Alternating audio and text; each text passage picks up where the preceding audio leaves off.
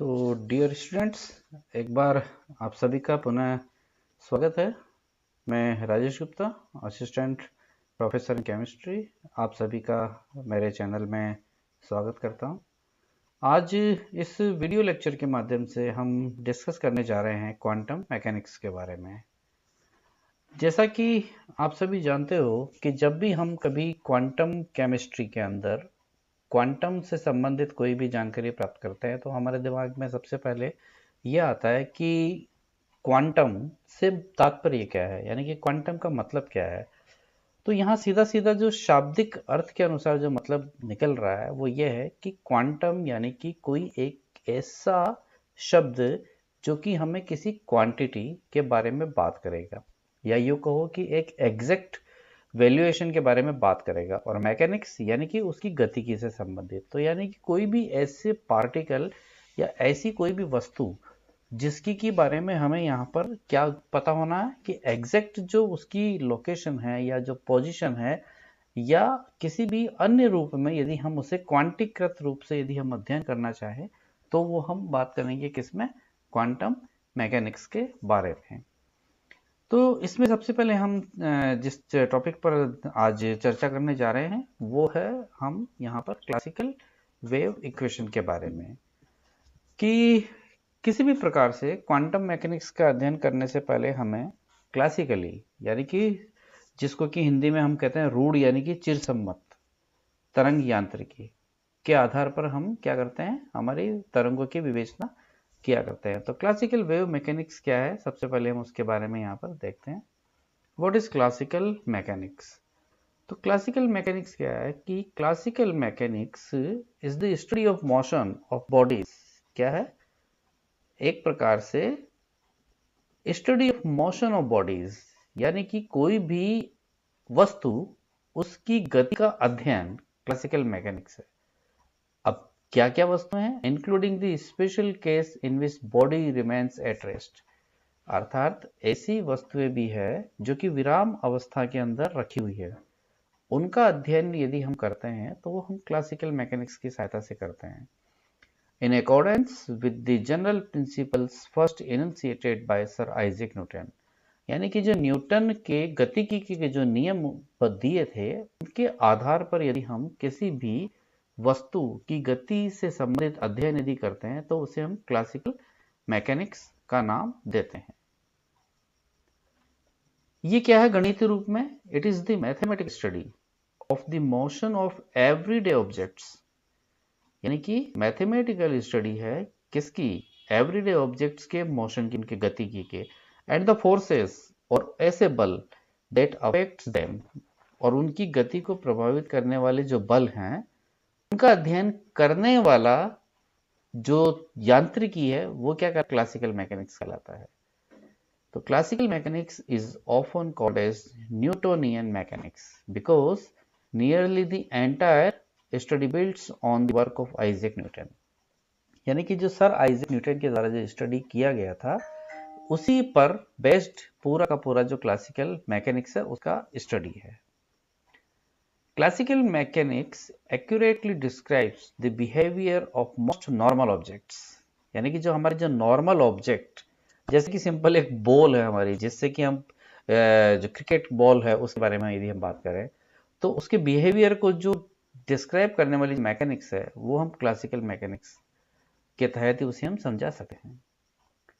तो classical mechanics is a physical theory describing the motion of macroscopic objects, यानी कि macroscopic objects के motion को क्या करती है, डिस्क्राइब करती है। From projectiles two parts of machinery, यानी कि उसकी गमन का जो प्रोजेक्शन है उसको भी क्या करता है, ये डिटरमाइन करता है। एंड एस्ट्रोनॉमिकल ऑब्जेक्ट्स, और जो हमारे एस्ट्रोनॉमिकल ऑब्जेक्ट उनके बारे में भी ये क्या है, जानकारी प्रदान करता है। सच एज स्पेस क्राफ्ट है, प्लैनेट्स है, स्टार्स है एंड गैलेक्सीज है, इनके बारे में भी हम जो अध्ययन है वो क्लासिकल मैकेनिक्स की सहायता से ही कर सकते हैं। For objects governed bye classical mechanics, यानी कि ऐसे ऑब्जेक्ट जो कि क्लासिकल मैकेनिक्स से गवर्न होते हैं। If the present it is non, यानी कि ऐसे ऑब्जेक्ट जिनको कि हम क्लासिकल मैकेनिक्स की सहायता से अध्ययन करते हैं, तो उनकी यदि हमें प्रेजेंट स्टेट, वर्तमान स्थिति यदि हम ज्ञात है, तो हमारे लिए ये संभव है कि वो फ्यूचर में कहाँ मूव करेगा। It is possible to predict how it will move in the future and how it has moved in the past. यानी कि हम उसके लिए ये प्रेडिक्शन भी कर सकते हैं कि वो फ्यूचर में कितना मूव करेगा, और ये भी हम पता लगा सकते हैं कि वो पास्ट में कितना मूवमेंट उसने किया था।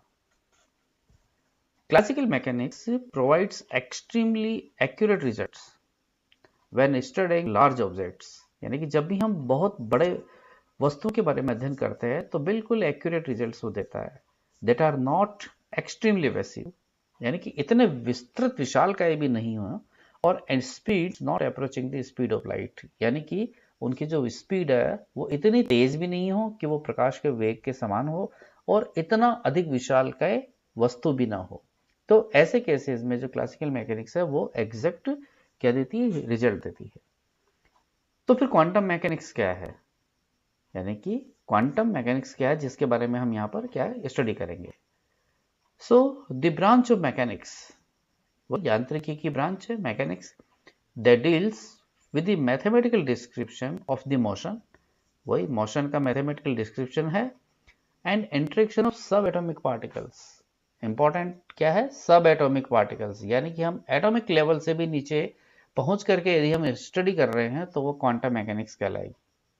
Incorporating the concepts of quantization of energy, किस चीज को शामिल करते हुए कि जो ऊर्जा है हमारी वो क्या है, क्वांटीकृत होती है, वेव पार्टिकल ड्यूअलिटी होती है, यानी कि उसमें क्या है, द्वैत प्रकृति होती है, यानी कि तरंग के गुण भी होते हैं तो साथ में उसमें कण के गुण भी होते हैं। द अनसर्टेनिटी प्रिंसिपल, अनिश्चितता के नियम का पूर्ण रूप से पालन भी करे, एंड द करस्पॉन्डेंस प्रिंसिपल, और इनके जितने भी सहयोगी जो समानार्थी जो नियम है उन सब का पालन यदि करे, तो ऐसे जो सब एटॉमिक पार्टिकल्स हैं उन सब पार्टिकल्स के मोशन का जो अध्ययन हम मैथमेटिकली करते हैं वो ब्रांच क्या कहलाती है, क्वांटम मैकेनिक्स कहलाती है।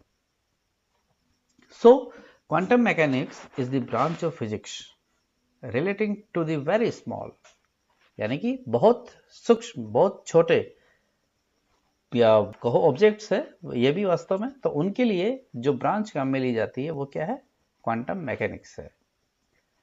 So the quantum mechanics is a science dealing with the behavior of matter. क्या है, is a science dealing with the behavior of matter and light on the atomic and subatomic scale. Clear?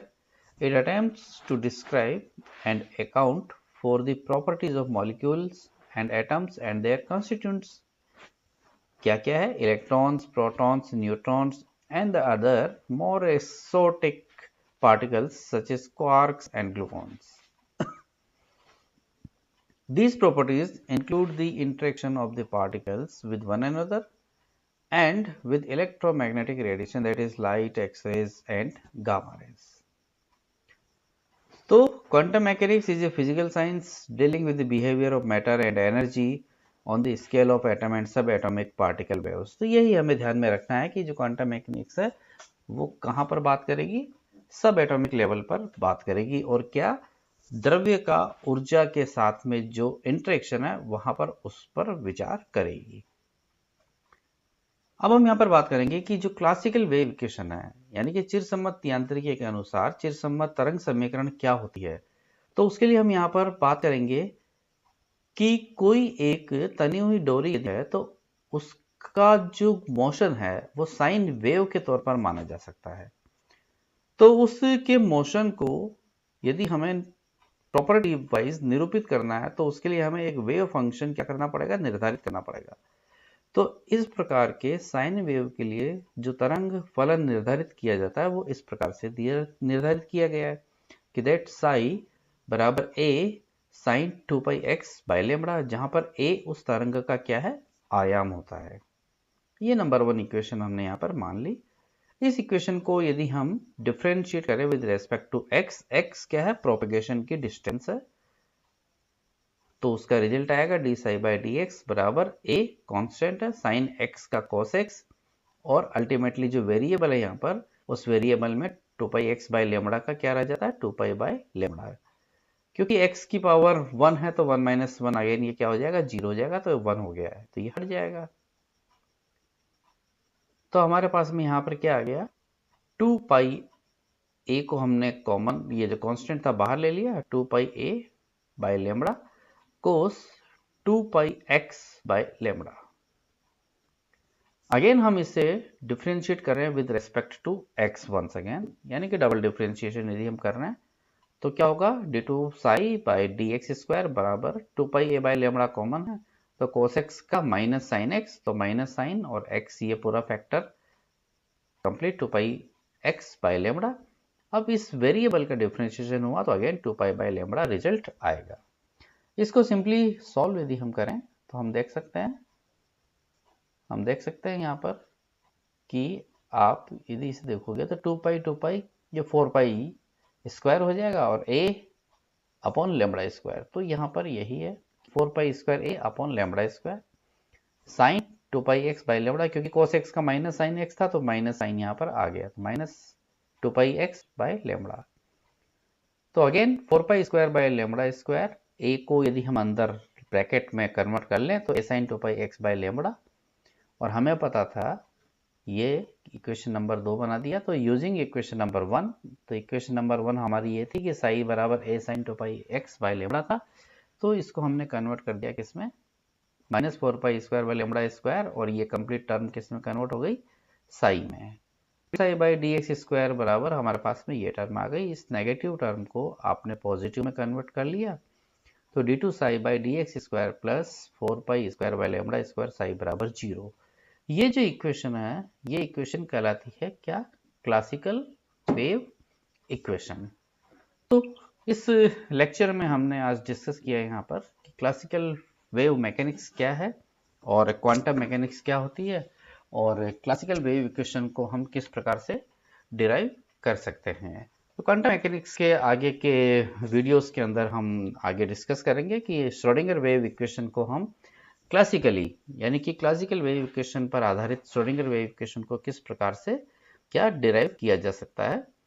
So thank you for watching this video.